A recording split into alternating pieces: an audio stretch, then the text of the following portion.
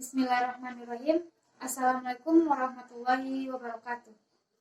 Saya Rifah Yuni akan mempresentasikan mengenai kode etik guru. Yang pertama, pengertian kode etik dan kode etik guru. 1. Pengertian kode etik. Kode etik terdiri dari dua kata, yaitu kode dan etik.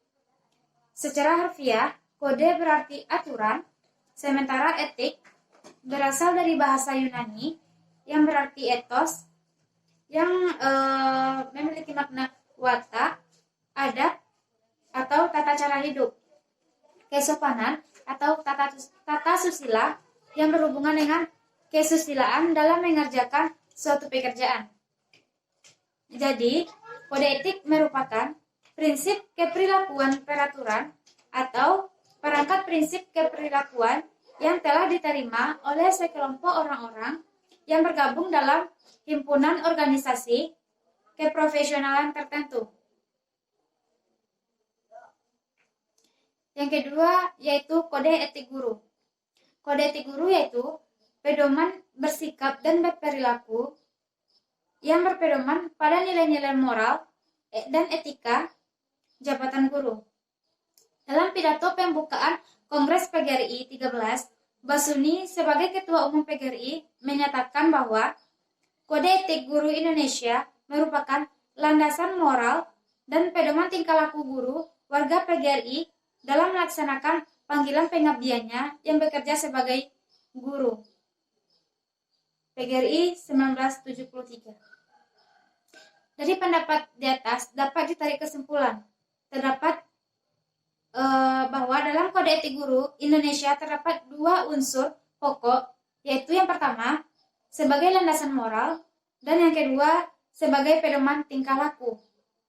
Jadi, berdasarkan penjelasan di atas dapat disimpulkan bahwa kode etik suatu profesi adalah pedoman sikap, tingkah laku, dan perbuatan dalam melaksanakan tugas dan dalam kehidupan sehari-hari.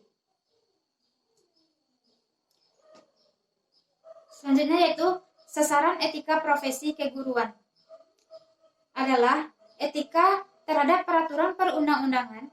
Pada butir 9 Kode Etik Guru Indonesia disebutkan bahwa guru melaksanakan segala kebijaksanaan pemerintah dalam bidang pendidikan. PGRI 1973. Kebijaksanaan pendidikan di Indonesia dipegang oleh pemerintahan. Dalam hal ini Departemen Pendidikan dan Kebudayaan.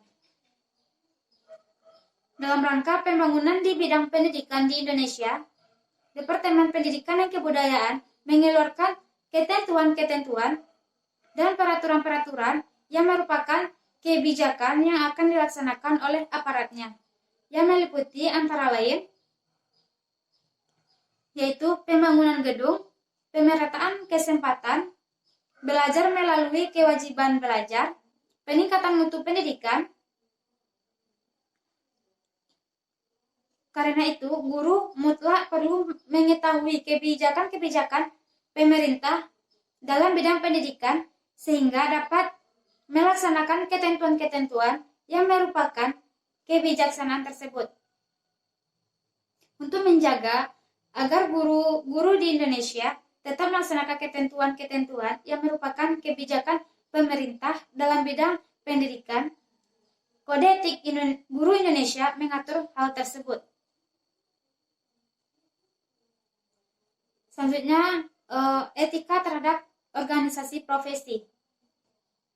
Guru secara bersama-sama memelihara dan meningkatkan mutu organisasi PGRI sebagai sarana perjuangan dan pengabdian. Dasar ini menunjukkan kepada kita betapa pentingnya peran organisasi profesi sebagai wadah dan sarana pengabdian. Dalam dasar ke-6 dari kode etik ini dengan gamblang juga dituliskan bahwa guru secara pribadi dan bersama-sama mengembangkan dan meningkatkan mutu martabat profesinya. Dasar ini sangat tegas, mewajibkan kepada seluruh anggota profesi guru untuk selalu meningkatkan mutu dan martabat profesi guru itu sendiri. Selanjutnya yaitu etika terhadap teman sejawat. Dalam ayat 7, kode etik guru disebutkan bahwa guru memelihara hubungan seprofesi, semangat kekeluargaan, dan kesetiakawanan sosial. Ini berarti bahwa guru hendaknya menciptakan dan memelihara hubungan sesama guru dan lingkungan kerjanya. Guru hendaknya menciptakan dan memelihara semangat kekeluargaan dan kesetiakawanan sosial di dalam dan di luar lingkungan kerjanya. Dan dalam hal ini, kode etik guru menunjukkan kepada kita betapa pentingnya hubungan yang harmonis perlu diciptakan dengan mewujudkan perasaan bersaudara yang mendalam antara sesama anggota seprofesi. Selanjutnya yaitu etika terhadap anak didik. Dalam kode etik guru, Indonesia dengan jelas dituliskan bahwa guru berbakti membimbing peserta didik untuk membentuk manusia seutuhnya yang berjiwa Pancasila. Dalam membimbing anak didiknya, Ki Hajar Dewantara mengemukakan 3 kalimat pada yang terkenal dengan Ing Ngarso Sung Tulodo, Ing Madio Mangun Karso, dan Tut Wuri Handayani. Dari kalimat tersebut, etika guru terhadap peserta didik tercermin. Kalimat-kalimat tersebut mempunyai makna, yaitu guru hendaknya memberi contoh yang baik untuk anak didiknya. Dan guru harus dapat mempengaruhi dan mengendalikan anak didiknya. Dalam hal ini, perilaku dan pribadi guru akan menjadi instrumen yang ampuh untuk mengubah perilaku peserta didik. Dan hendaknya guru menghargai potensi yang ada pada peserta didik dan juga etika guru profesional terhadap tempat kerja. Sudah diketahui bahwa suasana yang baik di tempat kerja akan meningkat produktivitasnya. Dalam Undang-Undang Nomor 20 2003 Pasal 1 bahwa pemerintah berkewajiban menyiapkan lingkungan dan fasilitas sekolah yang memadai secara merata dan bermutu seluruh jenjang pendidikan. Jika ini terpenuhi, guru yang profesional harus mampu memanfaatkan fasilitas yang ada dalam rangka terwujudnya manusia seutuhnya dengan visi pendidikan nasional.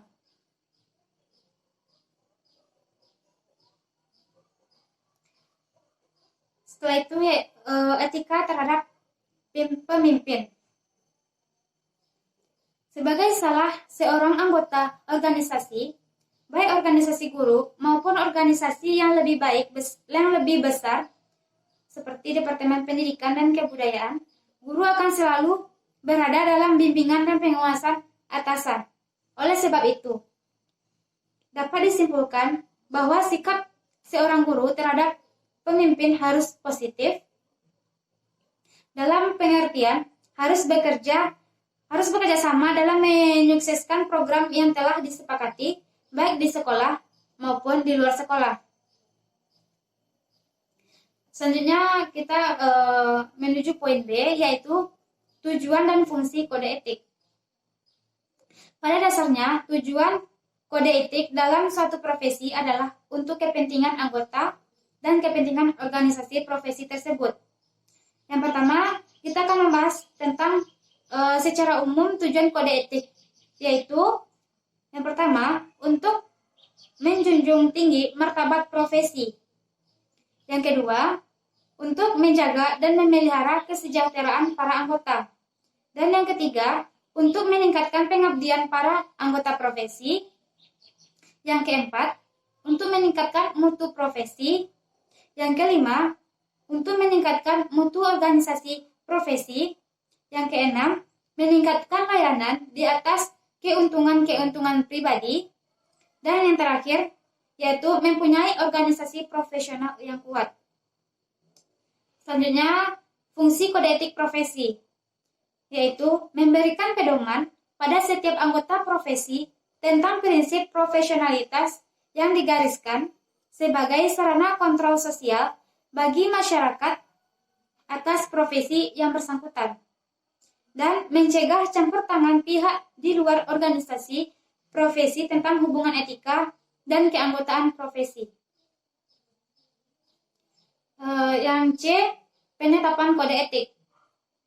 Kode etik hanya dapat ditetapkan oleh suatu organisasi profesi yang berlaku dan mengikat para anggotanya. Penetapan kode etik lazim dilakukan pada saat suatu kongres organisasi profesi. Dengan demikian, penetapan kode etik tidak boleh dilakukan oleh orang secara perorangan, melainkan harus dilakukan oleh orang-orang yang diutus untuk dan atas nama anggota-anggota profesi dari organisasi tersebut. Kode etik satu profesi hanya akan mempunyai pengaruh yang kuat dalam menegakkan disiplin di kalangan profesi tersebut. Apabila setiap orang yang menjalankan suatu profesi secara otomatis tergabung dalam suatu organisasi atau ikatan profesional, maka barulah ada jaminan bahwa profesi tersebut dapat dijalankan secara baik dan murni. Yang D, sanksi pelanggaran kode etik. Sebagai contoh, dalam hal ini, jika seseorang anggota profesi bersaing secara tidak jujur atau curang dengan sesama anggota profesinya, dan jika dianggap kecurangan tersebut itu serius, ia dapat dituntut di muka pengadilan. Pada umumnya, karena kode etik adalah landasan moral yang merupakan pedoman sikap, tingkah laku, dan perbuatan, maka sanksi terhadap pelanggaran kode etik adalah sanksi moral. Barang siapa yang melanggar kode etik akan mendapat celaan dari rekan-rekannya. Sedangkan sanksi yang dianggap terberat adalah si pelanggar dikeluarkan dari organisasi profesi. Adanya kode etik dalam satu organisasi profesi itu telah mantap. Menurut Mulyana, 2007 menjelaskan bahwa sanksi pelanggaran kode etik tersebut adalah sanksi moral berupa celaan dari rekan-rekannya karena pada umumnya kode etik merupakan landasan moral, pedoman sikap, tingkah laku, dan perbuatan. Yang kedua, sanksi dikeluarkan dari organisasi yang merupakan sanksi yang dianggap terberat. Negara seringkali mencampuri urusan profesi sehingga hal-hal semula hanya merupakan kode etik suatu profesi tertentu dapat meningkatkan menjadi peraturan hukum atau undang-undang. Dengan demikian, maka aturan yang mulanya sebagai landasan moral dan pedoman tingkah laku meningkat menjadi aturan yang memberikan sanksi-sanksi yang sifatnya memaksa, baik berupa aksi perdata maupun pidana. Sebagai contoh, dalam hal ini, jika seorang organisasi profesi bersaing secara tidak jujur atau curang. Undang-undang tentang profesi. Adapun undang-undang yang mengatur tentang etika profesi guru, yaitu Undang-Undang Republik Indonesia Nomor 14 Tahun 2005 tentang guru dan dosen, yang berbunyi Pasal 2, 1.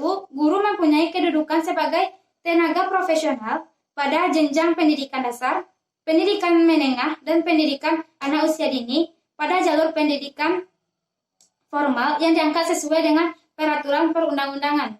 Yang kedua, pengakuan kedudukan guru sebagai tenaga profesional sebagai yang dimaksud pada ayat 1 dibuktikan dengan sertifikat pendidikan.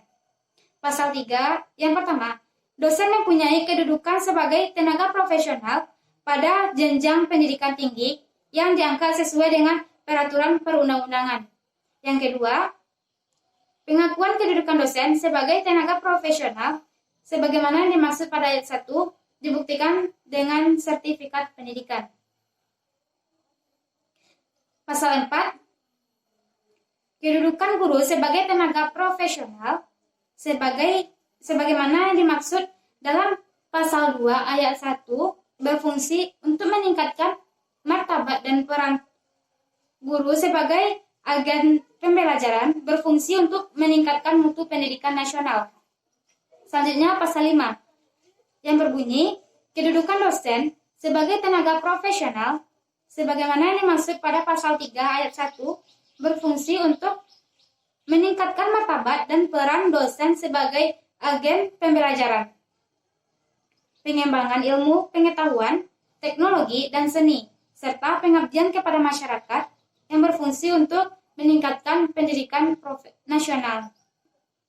Selanjutnya pasal 6 yang berbunyi, kedudukan guru dan dosen sebagai tenaga profesional yang bertujuan untuk melaksanakan sistem pendidikan nasional dan mewujudkan tujuan pendidikan nasional, yaitu berkembangnya potensi peserta didik agar menjadi manusia yang beriman, bertakwa kepada Tuhan Yang Maha Esa, berakhlak mulia, sehat, berilmu, cakap, kreatif, mandiri, serta menjadi warga negara yang demokratis dan menjadi warga yang bertanggung jawab. Selanjutnya, kode etik guru di Indonesia. Kode etik guru Indonesia dapat dirumuskan sebagai himpunan nilai-nilai dan norma-norma profesi guru yang tersusun dengan baik dan sistematik dalam suatu sistem yang utuh dan bulat.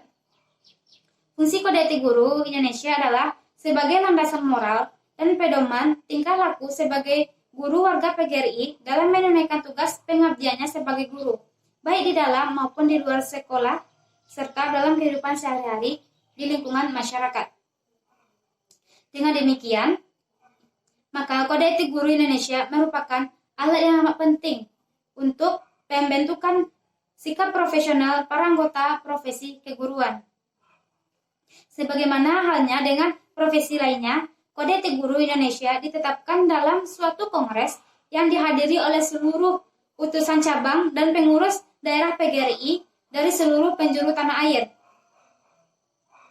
Pertama, dalam Kongres 13 di Jakarta tahun 1973 dan kemudian disempurnakan lagi melalui Kongres PGRI 16 tahun 1989 yang juga diadakan di Jakarta.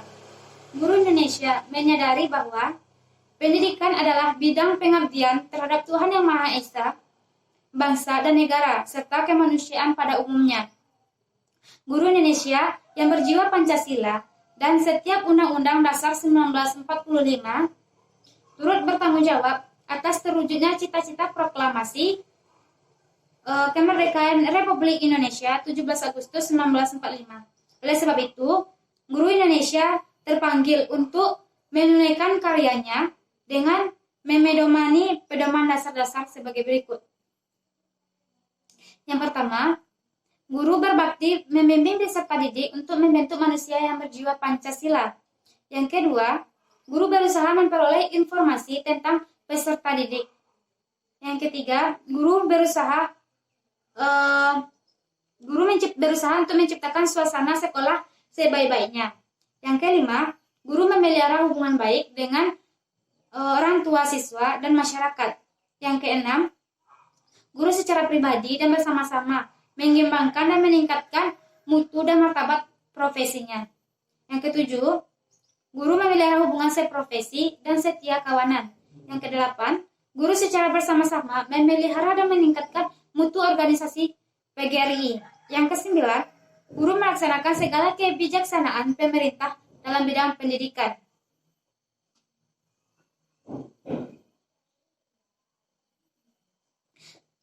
Adapun isi pokok kode etik guru dan dosen, yang pertama, kewajiban beriman kepada Tuhan Yang Maha Esa, menjunjung tinggi hukum dan peraturan yang berlaku, mematuhi norma dan etika, susila, menghormati kebebasan akademik, melaksanakan tridharma perguruan tinggi, menghormati kebebasan mimbar akademik, mengakui perkembangan ilmu, perkembangan sikap objektif dan universal, menghargai hasil karya orang lain, menciptakan kehidupan sekolah atau kampus yang kondusif, mengutamakan tugas dan dari kepentingan lain, dan pelanggaran terhadap kode etik guru dan dosen dapat dikenakan sanksi akademik, administrasi, dan moral.